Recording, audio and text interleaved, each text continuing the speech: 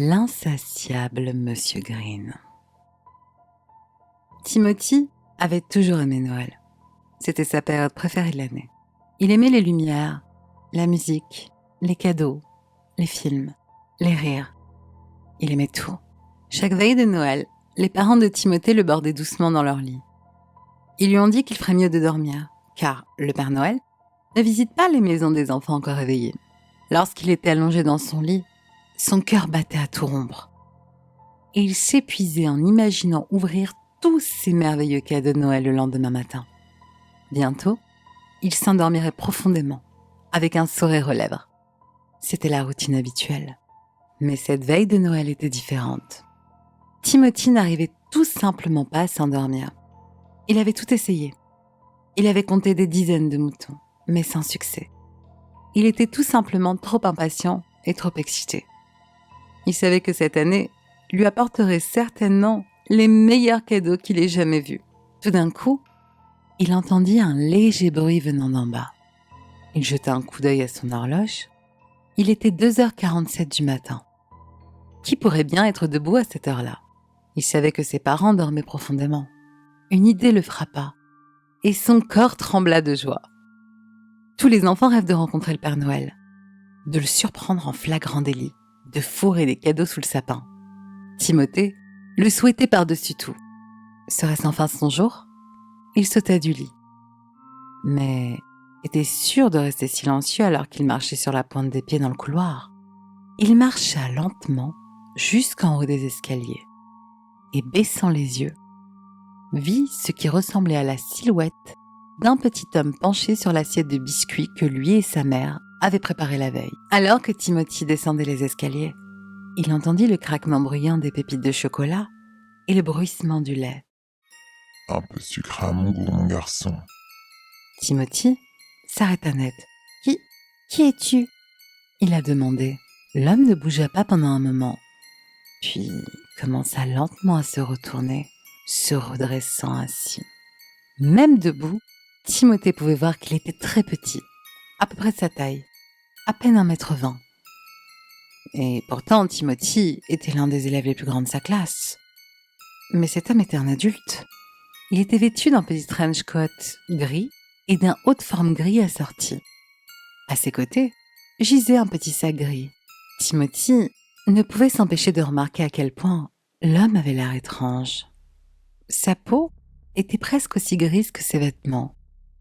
Et ses traits semblaient trop petits pour son visage, comme si quelqu'un les avait simplement placés sur sa tête après coup, sans se soucier de l'étrangeté qu'il lui donnait. Son petit nez retroussé sortait sous un angle étrange. Ses oreilles étaient larges et pointues, et si miniatures qu'elles étaient à peine visibles. Sa bouche, cependant, était disproportionnée. Cela se transforma en un sourire qui s'étendait de petites oreilles à petites oreilles. Timothy se sentit un peu mal à l'aise en le regardant. Des cheveux blond paille tombaient du chapeau de l'homme. Et sa caractéristique la plus frappante étaient ses petits yeux perçants. Ils étaient d'un vert vif et brillant. Le sourire de l'homme s'élargit encore plus alors que ses yeux rencontrèrent ceux de Timothy. Si grand que Timothy pensa que cela devait sûrement lui faire du mal. Eh bien, bonjour mon enfant. Mon nom est Rodman B. Green. Mais vous pouvez simplement m'appeler Monsieur Green. Que faites-vous ici ? Où est le Père Noël ? Demanda Timothy. Mon cher garçon, ne t'inquiète pas pour ça. Ne t'inquiète plus maintenant. Approche-toi. Je suis venu ici parce que lui et moi avons une sorte d'accord. Vois-tu, il apporte des jouets et des friandises à tous les petits garçons et filles. C'est bien connu. Chaque enfant attend, comme il se doit, la visite de Père Noël en cette fabuleuse nuit d'hiver. Mais ce qu'ils ne savent pas, c'est que moi aussi je fais une halte chez chaque enfant. Je viens plus tôt et je vérifie les choses. Vérifie les choses ? Oui, mon garçon. Je viens dans chaque maison 1 heure ou 2 avant le Père Noël. C'est beaucoup de travail, tu sais, de surveiller des millions d'enfants, de voir s'ils sont éveillés ou endormis comme ils devraient l'être, Il n'a pas le temps pour ça. Il arrive à peine à sortir les cadeaux tels quels.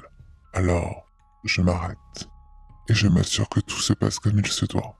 En échange, je bénéficie de certains avantages. Je prends les biscuits et je bois le lait aussi. Je rends vraiment service, Père Noël. Il n'y a qu'un nombre limité de biscuits qu'un homme peut manger. Même si ce n'est pas un problème pour moi. Et pourquoi pas? Parce que je suis insatiable, mon garçon. Ne m'interromps pas, c'est impoli. Tes parents ne t'ont-ils jamais appris les bonnes manières? Désolée.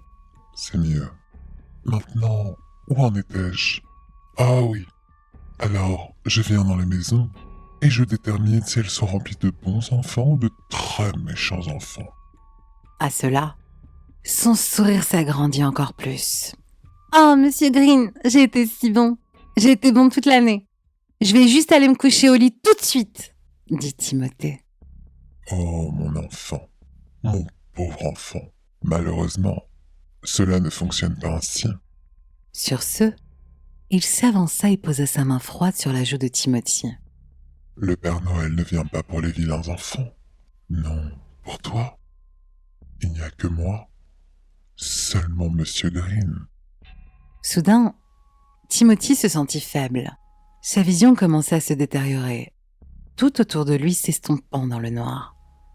Il s'est effondré au sol, incapable de bouger, de parler, incapable de lancer un appel à l'aide.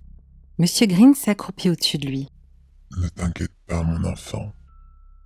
Tout sera bientôt fini. Sur ce, il laissa échapper un rire et pour la première fois, Timothy put voir dans sa bouche. Il n'y avait rien d'autre que des rangées après rangées de dents aiguisées, s'étendant le long de sa bouche jusqu'à sa gorge. Rien que des dents pâles et pointues, avant que sa vision ne disparaisse complètement. Timothy a vu sa bouche fondre sur lui et il est tombé dans les pommes. Monsieur Green ramassa la nourriture entre ses dents, puis la jeta. Il ramassa les petits os propres sur le sol du salon et les plaça soigneusement dans le petit sac gris. Enfonçant la main dans son trench coat, il en retira un morceau de parchemin roulé. Il le déroula et suit la ligne jusqu'à Timothy S. Il raya le nom et écrivit à côté « Vilain ». Il rigola. Il y a tellement d'autres enfants à visiter. Tant d'autres enfants charmants. Sur ce, il ramassa son sac, le jeta sur son épaule et se dirigea vers la cheminée.